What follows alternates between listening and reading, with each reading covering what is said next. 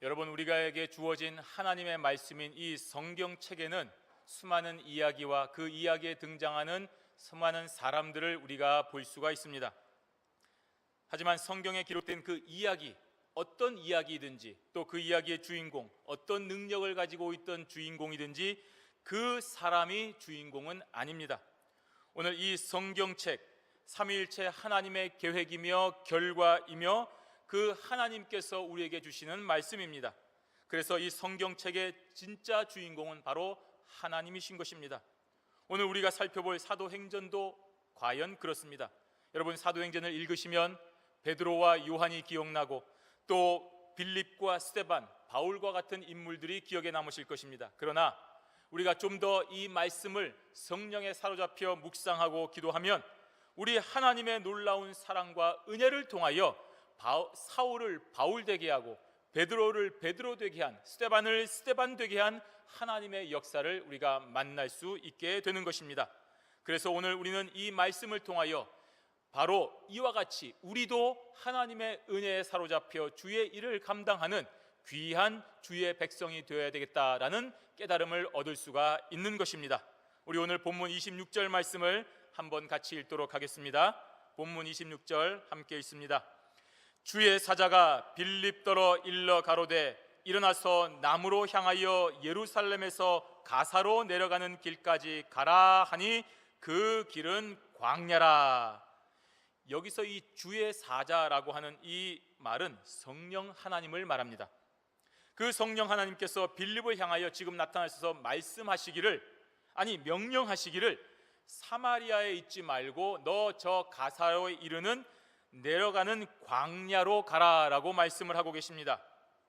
그러면 왜 광야로 가는지 설명을 해주시면 참 좋겠는데 오늘 성령 하나님은 설명해 주지를 아니하십니다. 왜 광야로 가야 합니까? 거기에 가면 무슨 일이 생기는 것입니까? 그리고 또 꼭 제가 가야 됩니까? 하고 그 자세한 내용을 알려주지 않습니다. 오늘 하나님의 명령은 그저 가라라고만 말씀하십니다.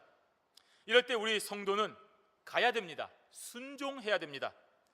하나님의 명령을 이해하고 납득하는 것은 그 다음의 문제입니다. 일단 가고 나서 이해하는 것입니다. 순종하고 나서 깨닫는 것입니다. 그 명령의 결과에 대해서도 하나님만 아시고 알려주지 않으실 때도 있습니다. 때로는 하나님의 명령대로 순종하고 그 결과가 어떠한지 알려줄 법도 하신데 알려주지 아니하시고 그대로 그 생을 끝내는 수도 있습니다. 따라서 우리는 하나님의 명령 그 자체가 우리에게, 이 인류에게 선하고 좋은 것임을 굳게 믿고 순종해야 되는 것입니다. 이것이 바로 믿음을 가진 성도의 자세가 되는 것입니다. 오늘 빌립에게 하시는 명령도 그런 맥락에서 보아야 됩니다. 일어나서 남으로 향하여 광야로 가라. 그러면 가야 되는 것입니다. 왜 지금 가야 됩니까? 왜 빌립입니까? 지금 빌립이 어떤 상황에 있습니까? 아무것도 안 하고 놀고 있습니까? 그렇지 않습니다. 지금 사마리아 땅에서 열심히 전도하고 큰 부흥의 역사를 주도하고 있는 인물이 바로 빌립이었습니다. 개척자요 부흥자였습니다.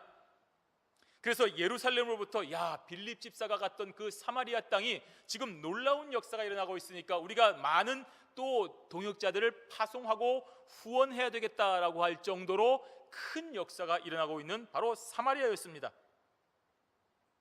그런데 뜻밖에도 우리 성령 하나님은 그 주도자인 빌립을 그곳에서 광야로 가라고 하십니다. 인간의 생각으로는 이해가 되지 않습니다. 도무지 받아들일 수가 없습니다. 그런데 하나님의 생각은 우리의 생각과 다른 것입니다. 이것을 믿어야 됩니다. 바로 사람의 일이 아닌 하나님의 일을 생각하는 사고 방식인 것입니다. 이렇게 하나님의 말씀 앞에서, 하나님의 명령 앞에서 내 생각, 내 상식, 내 이해를 내세우지 아니하고 전적으로 순종하고 있을 때에 하나님의 역사가 일어난다는 것을 기억하셔야 됩니다. 오늘 빌립은 사마리아로 갈 때에는 예루살렘에서 일어난 박해를 피해서 자기가 갔습니다. 박해를 피해서 간 것입니다. 그런데 오늘 본문에서는 성령의 인도하심으로 사마리아에서 광야로 가고 있는 것입니다. 이렇게 성도가 가는 길, 전도자가 가는 길은 여러 가지 방향에서 여러 가지 이유가 있을 수 있습니다. 따라서 우리는 성도의 걸음을 생각할 때에 어떤 한 가지의 방식으로 이해해서는 안 됩니다. 야, 저 사람은 계속해서 좋은 길, 좋은 선택, 좋은 방향으로 가고 있구나. 야, 역시 하나님이 함께 하시는가 보다. 아, 저 사람은 계속해서 실수하고 실패하고 다른 길로 가고 있구나. 저 사람에게는 하나님이 함께 하지 않으시는구나. 그렇게 생각하면 안 된다는 것입니다. 적어도 우리가 예수 그리스도의 구원을 확실히 믿고 있는 하나님의 사람이라고 한다면, 또 그 전도자가 가는 길이 정말 하나님께서 보호하시고 궁극적으로 좋은 길로 인도하신다는 그 확실한 믿음이 있다고 한다면, 어떤 길로 가게 하시든지 바로 그것을 통하여 하나님의 귀한 역사가 일어난다는 사실만큼은 굳게 믿어야 되는 것입니다. 그러니 우리는 섣부르게 다른 성도의 길을, 다른 전도자의 결정을 판단하고 비난할 수가 없다는 것입니다. 하나님의 역사가 어디서 어떻게 일어날지를 아무도 모르기 때문입니다. 오늘 빌립은 이러한 인간적인 어려움에도 불구하고 순종하고 있습니다. 그래서 지금까지 열심히 복음을 전하고 정들었던 그 사마리아를 떠나서 정말 아무런 기약도 없는, 아무도 가려 하지 않는 광야로 간 것입니다. 바로 예수 믿는 성도가 하나님의 명령 앞에 가야 될 올바른 자세를 보여주고 있는 것입니다. 26절에서 보십시오. 일어나 가라 라고 성령님이 말씀하셨습니다. 그럴 때 빌립 집사는 27절에 나아가기를 일어나 가서라고 말하는 것입니다. 하나님이 너 일어나 가라고 하시니 즉시 일어나 간 것입니다. 즉각적인 순종을 한 것입니다. 사마리아에서의 엄청난 성공으로 안주한 것이 아닙니다. 하나님, 제가 가기는 가겠습니다만 지금 여기에 얼마나 어려운 일이 많이 있습니까? 여기 얼마나 지금 엄청난 일이 생기고 있습니까? 제가 조금만 더 이곳에서 교육을 하고 조금만 더 전도를 하고 조금만 더 기틀을 세우면 엄청난 열매를 얻을 것이니까 조금만 더 있다가 가겠습니다 라고 말하지 않았습니다. 실제 그렇게 판단된다 하더라도 그것은 빌립의 욕심일 뿐입니다. 내가 해야 됩니다, 내가 있어야만 됩니다 라고 생각하는 것이 바로 오만입니다. 하나님께서 인도하신다고 한다면 그곳을 떠나면 그곳에서 다른 사람이 하나님의 역사를 이어갈 것이라는 사실을 기억하셔야 됩니다. 바로 여기까지가 나의 임무이고 그 다음은 또 하나님의 역사가 있을 것이라는 분명한 사실을 기억하셔야 됩니다. 그렇지 않다면 교회는 항상 혼란에 빠지게 되는 것입니다. 아, 저기는 내가 가야 되는데, 아, 저기는 또 어떤 사람이 가야 되는데, 저기는 저 사람이 가면 안 되는데, 그런 사람의 생각과 주장이 서로 물고 물리면서 쉴 새 없이 충돌할 것이기 때문입니다. 저기를 가야 우리 자녀에게도 좋은 교육이 되고, 저기를 가야 우리가 또 편하게 살 수 있고, 저기를 가야 내가 좀 주목을 받을 수 있고, 여러 가지 생각으로 하나님의 일을 망치려고 할 것이기 때문입니다. 오늘 빌립은 하나님께서 모든 것을 계획하시고 주장하시며 이루실 것이라는 그 믿음이 확고했기 때문에 과감하게 사마리아에서의 모든 부흥의 역사를 뒤로하고 광야로 간 것입니다. 그리고 빌립이 그렇게 하나님의 명령에 순종한 결과 오늘 하나님의 놀라운 역사를 목도할 수가 있는 것입니다. 여러분, 이 세상에 살면서 우리는 하나님의 일을 해야 됩니다. 저만 하나님의 일을 하는 것이 아니라 여러분도 다 하나님의 일을 해야 됩니다. 그러면 하나님의 일이 무엇입니까? 여러분의 직장에서, 가정에서, 기업에서 하나님께서 기뻐하시는 일을 하는 것입니다. 그러면 그 하나님의 일이 무엇입니까? 하나님의 말씀에 순종하는 것이 하나님의 일입니다. 오늘 빌립은 그 하나님의 말씀에 순종함으로 하나님의 일을 한 것입니다. 우리 27절 말씀 함께 읽겠습니다. 일어나 가서 보니 에디오피아 사람 곧 에디오피아 여왕 간다게의 모든 국고를 맡은 큰 권세가 있는 내시가 예배하러 예루살렘에 왔다가, 오늘 빌립이 일어나 가서라고 하는 간단한 구절이 나와 있습니다. 하지만 실제로 사마리아 땅에서 이 가사에 있는 광야에 이르는 길은 사람의 걸음으로 70km가 넘는 굉장히 멀고 또 험한 길이었습니다. 지금처럼 길이 쭉 나 있는 것이 아니라 아주 험하고 또 강도를 만날 수도 있는 그런 어려운 길이었습니다. 하지만 하나님의 명령이기 때문에 오늘 이렇게 보듯이 일어나 간 것입니다. 그 모든 길에 지키실 이는 하나님심을 믿고 기쁨으로 간 것입니다. 그 결과 오늘 하나님께서 원하시는 일을 목격하는 즐거움을 빌립이 본 것입니다. 보니라고 했습니다. 전혀 예상하지 못한 광경을 보고 감격한 것입니다. 왜 광야로 가라고 했을까? 거기에 누가 있다고? 거기에 뭐가 있다고? 하나님이 나를 무슨 일로 또 훈련시키려고 하시는가, 금식기도 시키시려나 라고 했는데 거기 막상 가서 보니 기쁜 일이 일어난 것입니다. 그래서 이것은 감탄사의 의미를 가지고 있는 것입니다. 아, 이래서 하나님이 보내셨구나, 이래서 나를 광야로 보내셨구나 하는 것을 알고 기뻐한 것입니다. 그 광야에 누가 있었습니까? 복음을 갈구하는 한 영혼이 있었던 것입니다. 에디오피아 사람, 에디오피아 여왕 간다게의 모든 국고를 맡은 큰 내시가 거기에 있었던 것입니다. 오늘 빌립은 그 사람에게 복음을 전하고 결국 세례를 주는 일을 감당하게 되었습니다. 자신의 경험과 생각을 버리고 하나님의 명령에 순종한 결과 이 일이 가능한 것입니다. 그렇다면 빌립이 이 사람의 권세가 있음을 보고 기뻐한 것입니까? 야, 저 사람 내가 세례 주고 했으면 내가 저 사람과 함께 큰 일을 할 수 있겠구나, 적어도 에디오피아에서 정말 내가 큰 일을 할 수 있겠구나 라고 했기 때문에 기뻐했습니까? 그렇지 않습니다. 오늘 그곳에도 복음을 들어야 하는 영혼이 있음을 기억하고 기뻐한 것입니다. 바로 그러한 영혼을 오늘 하나님께서 만나게 해주신 것입니다. 오늘 그 내시는, 그 신하는 복음을 들어야만 하는 사람이었습니다. 오늘 빌립을 통하여 복음을 들어야 되고 빌립을 통하여 세례를 받아야 하는 사람이었습니다. 그래서 성령의 인도로 인하여 이 거룩한 만남이 이루어진 것입니다. 아유, 고작 한 사람 만나려고요? 여러분, 천하보다 귀한 영혼입니다. 그리고 하나님께서 이 영혼을 귀하게 보시기 때문에 이러한 놀라운 방법을 동원하여서라도 하나님께서 만나게 하셨다는 사실을 기억해야 하셔야 됩니다. 에디오피아는 당시 아프리카에서 애굽 다음으로 아주 큰 나라였습니다. 그런 대국의 유력한 신하가 지금 예루살렘에서 예배하러 왔다가 돌아가는 중이었습니다. 아마도 이 신하는 유대인 혈통으로 에디오피아에 건너가서 큰 자리에 올라간 사람으로 생각이 됩니다. 그런데 매우 경건한 자였습니다. 큰 권세자이면서도 신앙인의 자세를 지키고 이렇게 예루살렘 성전으로 순례하러 올 정도였으니 얼마나 신앙이 돈독한 자였겠습니까? 여행 중에도 성경 말씀을 읽을 정도였습니다. 저와 여러분이 가지고 있는 이렇게 좋은 성경을 가지고 얼마든지 읽을 수 있다라고 생각하시겠습니까? 그 당시에는 이런 성경이 없었습니다. 두루마리 양피지로 만든 이렇게 큰 성경이었습니다. 그것을 가지고 조심조심 읽을 정도로 정말 그 당시에는 여행하면서 성경 읽기가 힘들었습니다. 그럼에도 불구하고 이러한 성경을 개인적으로 가지고 있으면서 읽을 수 있다는 것은 그야말로 종교적인 열심이 대단했다는 것을 볼 수 있습니다. 오늘 성령 하나님은 바로 이 사람에게 지금 나아가라고 빌립에게 강권한 것입니다. 그때 빌립은 왜 성령께서 나를 이곳으로 보냈는지를 깨달았습니다. 하나님의 말씀을 간절하게 사모하는 이 영혼에게 진리의 말씀을 전해주라고 하시는 것임을 깨달았습니다. 여러분이 이사를 하고 여러분이 새로운 직장에서 새로운 사람을 만나고 여러분이 사업상에 새로운 사람을 만날 때에 여러분의 사업상의 일만 하지 마시고 그곳에서 하나님의 역사를 위하여 내가 왜 이곳에서 이 사람을 만났는가를 기억해야 되는 것입니다. 그러면 여행 중에도 전도할 수 있습니다. 그러면 여러분의 사업 가운데서 전도할 기회가 생기는 것입니다.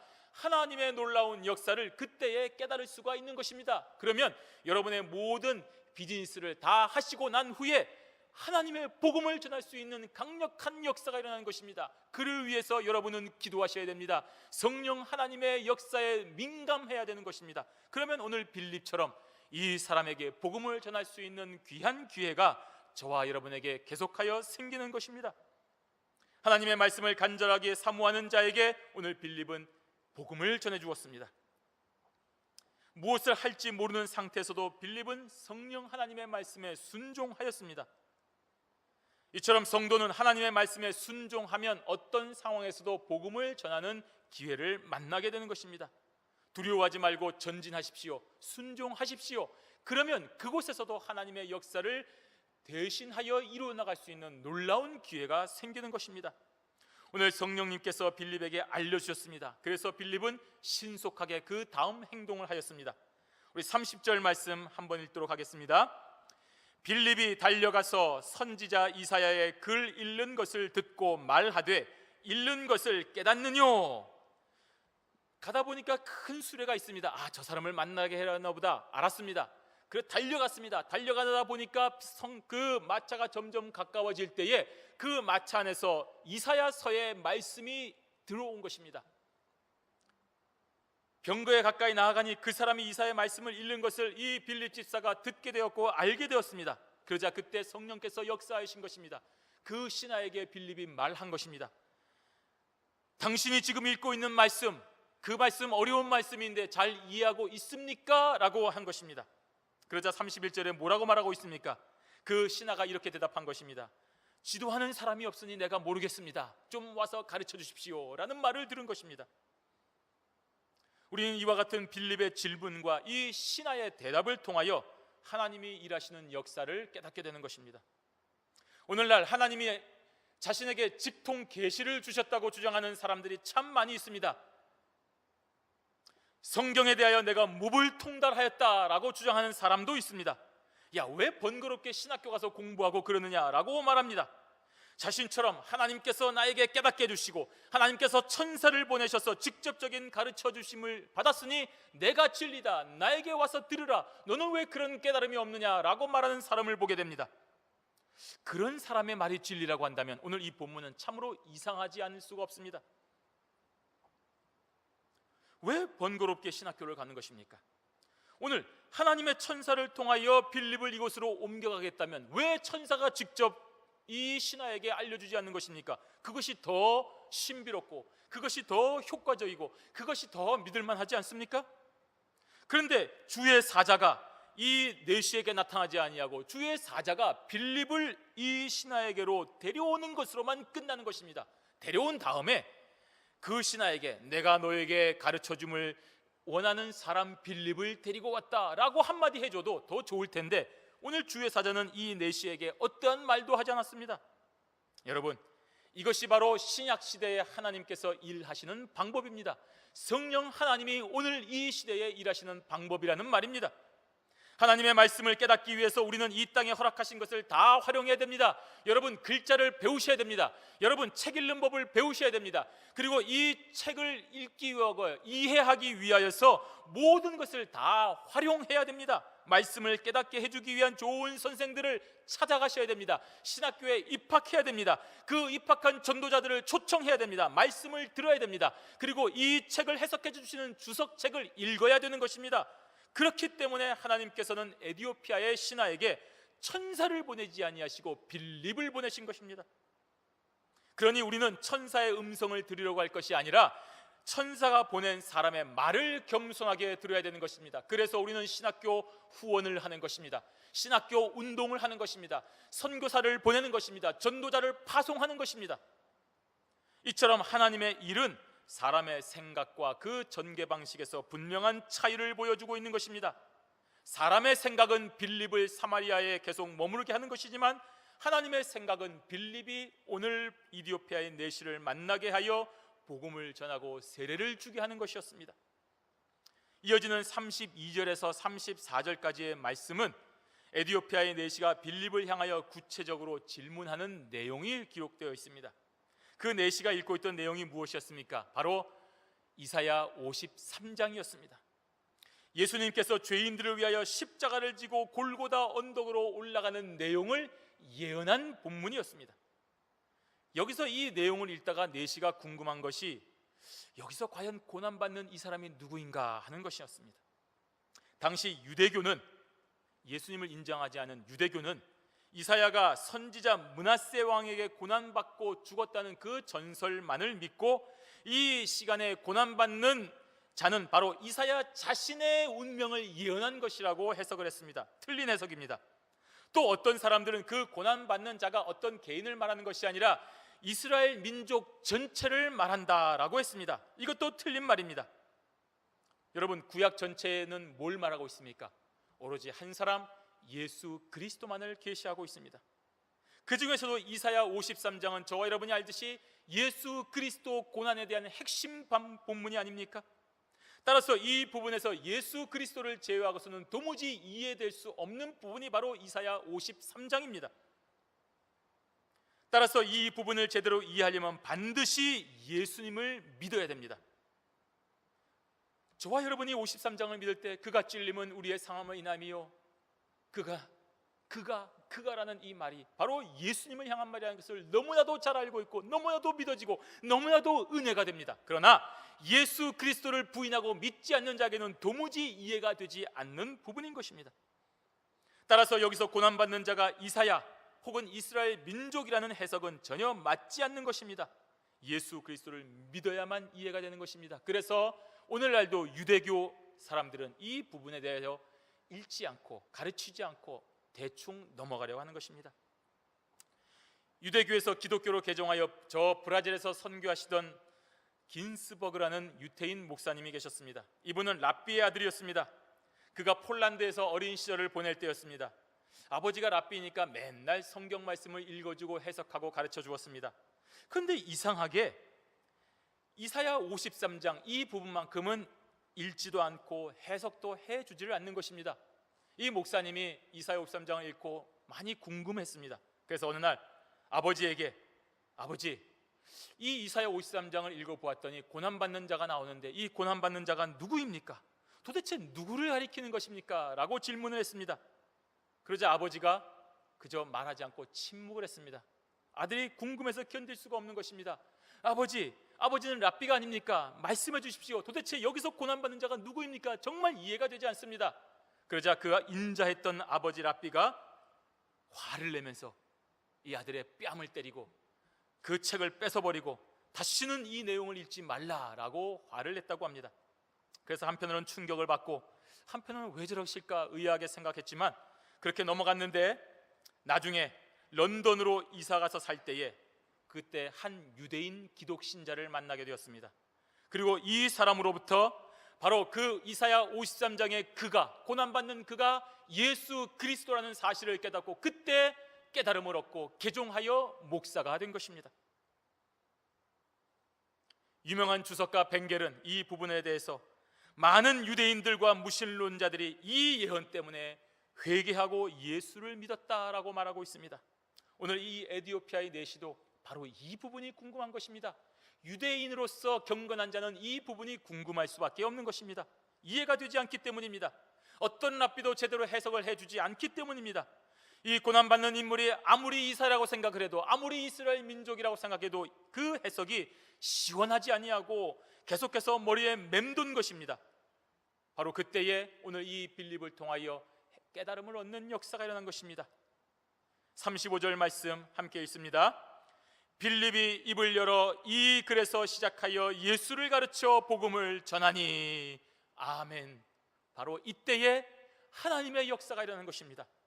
빌립은 이사야 53장의 내용을 시작으로 성경이 담고 있는 그 복음의 진리를 설명하기 시작한 것입니다. 구약에 기록된 목적이 바로 메시아이신 예수 그리스도를 계시하는 것임을 설명한 것입니다. 그리고 그 구약의 내용이 바로 예수 그리스도께서 이 땅에 오심으로 성취되었다는 사실을 설명하였습니다. 특히 53장에서 예언된 내용 그대로 예수님이 죽으셨고 다시 살아나셨고 부활하셔서 또 천국에 올라가시면서 우리를 향하여 복음의 증거자가 되라고 하신 그 사실을 가르쳐주고 그 때문에 내가 여기까지 와서 너에게 복음을 전한다는 사실을 전했습니다. 예수를 가르쳐 복음을 전하니 라고 했습니다. 다른 내용 전하지 않았습니다. 오로지 예수에 관한 복음만을 전했다는 말입니다.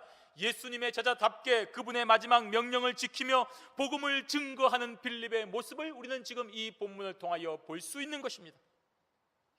이렇게 성령의 인도에 따라 순종하였고 성령의 인도에 따라 전한 결과 전도의 열매가 생겼습니다. 감격적인 모습이 나옵니다. 우리 36절 말씀 함께 있습니다. 길 가다가 물 있는 곳에 이르러 내시가 말하되 보라 물이 있으니 내가 세례를 받음에 무슨 거리낌이 있느뇨. 세례를 알고 받는다는 것, 정말 기독교인으로서의 정체성을 분명히 믿고 확신한다는 말이 아닙니까?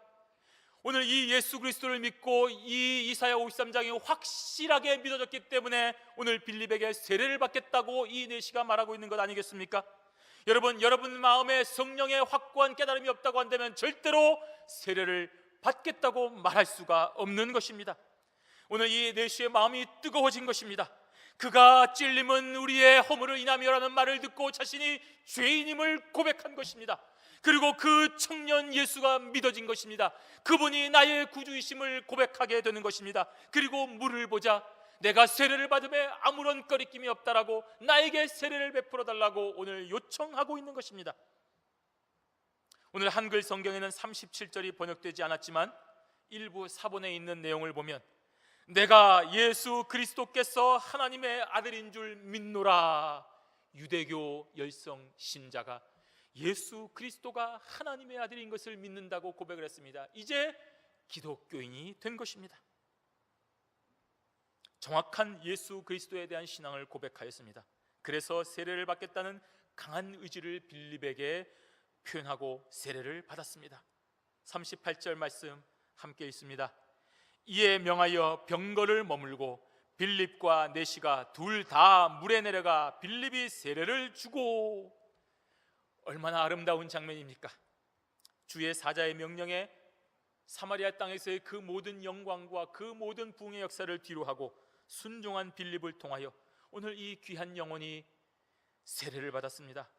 성령께서 빌립을 강권하여 보내시고 성령께서 내시를 만나게 하시고 성령의 뜨거운 역사로 예수 그리스도가 믿어지게 된 것입니다. 그 만남은 성경 말씀을 가르치는 시간이었습니다. 그 시간에 무슨 안수하고 무슨 기적의 역사를 베푼 것이 아니라 그저 하나님의 말씀을 있는 그대로 가르치고 전했을 뿐입니다.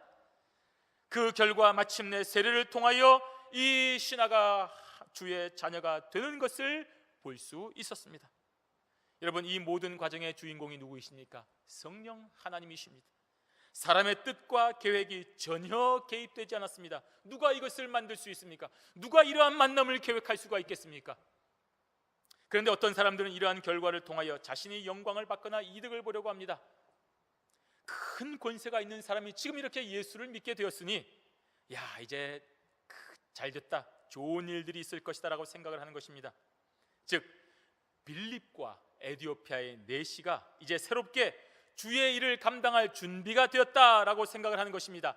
당연히 이 내시가 빌립을 에디오피아로 데려가서 큰 교회를 지어주고 많은 사람을 모여들게 해서 놀라운 역사를 일어나게 할 것이다 라고 기대하고 또 생각할 수가 있습니다.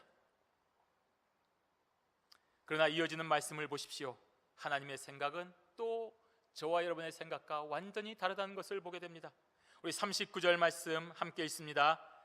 둘이 물에서 올라갈새 주의 영이 빌립을 이끌어 간지라 내시는 혼연히 길을 가므로 그를 다시 보지 못하니라. 주의 영이 빌립을 이끌어 간지라.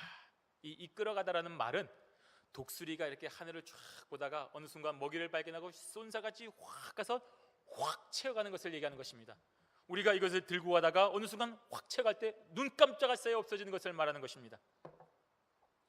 성령님께서 빌립을 그처럼 신속하게 다른 장소로 옮기신 것입니다. 그래서 내시는 빌립을 이 땅에서 다시 보지 못했습니다. 나에게 세례를 준 사람, 나에게 예수를 증거한 사람을 이 땅에서 다시 보지 못했다는 것입니다. 아마도 천국에서 지금은 만나서 교제하고 있을 것입니다. 또 에디오피아의 내시는 어떠했습니까? 혼연히 길을 가므로 그를 다시 보지 못했다고 했습니다. 여기서 이 혼연히라는 말은 기뻐하며 라는 말입니다. 나에게 세례를 준 사람에게 내가 살해하고 좋은 일을 후원해야 되는데 그거 하지 않아서 기뻐했다는 말입니까? 아닙니다.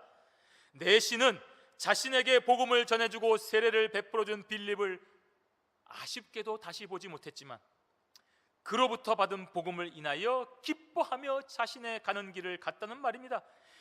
이사야 53장에 고난받는 그 사람이 예수 그리스도인 것을 믿는 믿음으로 복음에 충만하여 기뻐하는 마음으로 갔다는 것입니다. 여러분, 우리에게 진리에 아는 기쁨으로 충만합니다. 돈이 없어도 됩니다. 사람이 없어도 됩니다. 우리가 못 살아도 됩니다. 병에 걸려도 됩니다. 예수 그리스도 진리를 아는 복음만 있으면 우리는 이 세상에서 기뻐할 수가 있는 것입니다. 비록 빌립을 다시 보지 못함으로 인간적으로는 아쉽고 섭섭합니다. 왜 그렇지 않겠습니까? 좀 더 가르쳐주고 좀 더 배움을 얻고 좀 더 주 안에서 교제를 나누고를 얼마나 원했겠습니까? 그런 아쉬움과 섭섭함은 있지만 여기까지 인도하여 복음을 전해준 하나님의 크신 은혜를 기억하니 그 진리에 기뻐하고 즐거워했기 때문에 자신이 가야 될 길을 계속하여 간 것입니다. 이것이 바로 성도의 사명인 것입니다. 인간적인 의리나 인간적인 정에 매여서 자신이 가야 될 길을 가지 못한다면 이 또한 하나님께서 기뻐하지 아니하시는 것입니다. 이 마지막 구절에 내시와 빌립은 서로 다시 보지 못했다라고 했습니다. 빌립 집사의 입장에서 보더라도 이 이디오파의 내시가 많이 부족합니다. 좀 더 가르쳐주고 해야 될 것들이 있습니다. 내시의 입장에서도 빌립 집사에게 더 물어볼 것이 있습니다. 그런데 성령께서는 두 사람을 각자 다른 방향으로 인도하셨기 때문에 더 이상 만날 수 없도록 했습니다. 왜냐하면 여기까지가 빌립의 역할이기 때문입니다. 사마리아의 부흥을 시킨 것까지가 빌립의 역할이었고 광야로 인도하신 것이 하나님이신 것처럼 이디오파의 내시에게 세례를 준 것까지가 빌립의 역할이었기 때문인 것입니다. 여기서 더 나아가 빌립이 에디오파에 가서 많은 후원을 받고 교회를 세우고 복음을 전하는 것을 상상할 수는 있습니다. 우리 생각에는 그것이 더 좋아 보입니다. 그러나 하나님은 그렇게 하지 않기를 원하셨습니다. 아예 두 사람이 더 이상 만나지 않도록 하셨습니다. 아마도 빌립 집사가 에디오파에 가서 많은 후원으로 교회를 하다 보면 그 성공을 통하여 내가 이렇게 놀라운 일들을 했다라고 자화자찬했을지도 모르겠습니다. 그래서 결국에는 하나님의 뜻과 어긋난 길을 갈지도 모릅니다. 어떤 것이든지 그것은 빌립 집사의 몫이 아니었기 때문에 하나님께서 막으신 것으로 우리는 보아야 되는 것입니다. 바로 이것이 우리가 진정 하나님의 길을 따르는 성도의 모습입니다. 하나님이 가라고 하시면 가야 되고 서라고 하시면 서야 되고 인간의 열심과 열정으로 하나님의 뜻을 앞서려고 하는 어리석음이 저와 여러분에게는 없어야 되는 것입니다. 이러한 만남과 헤어짐의 기록을 보면 우리는 진정한 복음을 가진 기쁨으로 충만하게 될 수가 있고 그런 성도는 더 이상 인간적인 관계로 인하여 얽매이지 않게 되는 것을 보게 됩니다. 복음이 주는 진짜 기쁨을 통하여 저와 여러분이 이 세상에서 사는 동안에 하나님께서 주신 사명만을 생각하며 그 사명을 기쁨으로 감당하려 하는 자유인이 되는 것입니다. 이처럼 성도는 교회를 통하여 받은 진리의 복음을 기뻐해야 됩니다. 그 기쁨으로 여러분의 가정에 가십시오. 그 기쁨으로 여러분의 직장에 가십시오. 그 기쁨으로 여러분의 기업을 운영하십시오. 그곳에서 자신이 주신 사명을 기억하며 살아가시기를 바랍니다. 그것이 성령 하나님의 뜻입니다. 그러한 삶이 하나님의 뜻을 따르는 삶이 되는 것입니다. 빌립은 계속해서 그러한 삶을 살았습니다. 우리 40절 말씀 함께 있습니다. 빌립은 아소도에 나타나 여러 성을 지나다니며 복음을 전하고 가이사랴에 이르니라. 아멘. 오늘 이 구절에 보시면 빌립은 그 광야를 떠나 아소도에서 가이사랴에 이르는 전도의 길을 간 것을 보게 됩니다. 아소도는 블레셋의 5대 도시 중에 하나, 즉 우리 지금의 팔레스타인 땅을 말하는 것입니다. 그 5대 도시 중에 하나이며 구약에서는 우리가 아소돗이라고 부르는 곳입니다. 즉 이방의 도시로 간 것입니다. 그 해변 지역을 두루다니며 전하다가 가이사랴에까지 이르게 된 것입니다. 그리고 이 빌립은 이 가이사랴에 거주하며 복음을 전하였다라고 했습니다. 이후에 욥바와 룻다는 베드로가 다시 방문하였던 곳이며 가이사랴에는 바울과 그의 일행이 빌립의 집에 머물기도 합니다. 즉 빌립의 열정적인 이 전도 사역은 후에 사도 요한과 베드로 그리고 바울의 본격적인 복음 전파 사역의 전초 기지가 된 것입니다. 그래서 큰 부흥의 토대를 만드는 사역을 감당한 것입니다. 스데반의 핍박으로 인하여 사마리아로 갔던 빌립 집사는 그곳에서 사역을 크게 감당하였고 그 사역이 어느 정도 안정되자마자 이렇게 성령 하나님에 의하여 광야로 옮겨지게 되고 그곳에서 에디오파의 내시를 전도하고 세례를 주고 또 그곳에서 계속하여 이방인의 도시로 이동하여 복음을 전하는 그런 전도의 자리를 걸어가다가 가이사랴에까지 이르게 된 것입니다. 바로 이 사명 감당케 하기 위하여 성령 하나님은 빌립을 특별하게 인도한 것입니다. 우리는 오늘 본문을 통하여 사람의 생각이 아닌 하나님의 생각을 보게 됩니다. 하나님의 생각으로 인하여 역사하시는 일들을 우리가 보아야 되는 것입니다. 그리고 그렇게 하나님의 뜻을 따르는 삶은 많은 열매를 맺는다는 것을 보게 됩니다. 하지만 여러분, 우리는 그 열매를 보지 못할 수도 있습니다. 보고도 그 혜택을 받지 못할 수도 있습니다.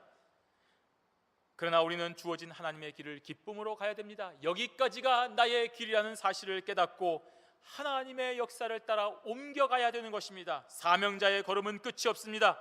우리의 영원한 본향에 가는 그 순간까지 우리는 옮겨가며 이 세상을 살아가야 됩니다. 왜냐하면 이 세상은 우리의 영원한 본향이 아니기 때문인 것입니다. 따라서 우리 사명자의 걸음이 다할 때까지 순례자로서의 걸음을 걸어가셔야 됩니다. 오늘은 이곳에 가고 내일은 저곳에 있다 할지라도 우리는 하나님의 놀라운 역사가 우리 삶에 있다는 것을 기억하고 진리의 복음을 전하는 전도자가 되시기를 바랍니다. 저와 여러분이 다 전도자인 것입니다. 오늘은 이 가정에서 내일은 저 가정으로, 오늘은 이 사람에게서 내일은 저 사람에게 진리의 복음을 전할 때에 우리는 참된 하나님의 역사를 보게 되는 것입니다.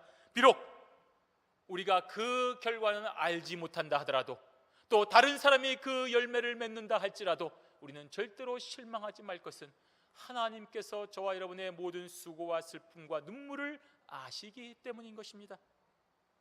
오늘 우리의 길의 끝이 어디입니까? 바로 우리 구주 예수 그리스도께서 두 팔 벌려 맞아주시는 저 영원한 천국 본향이 아닙니까? 매일 매 순간 하나님의 인도하심에 따라 순종하시기를 바랍니다.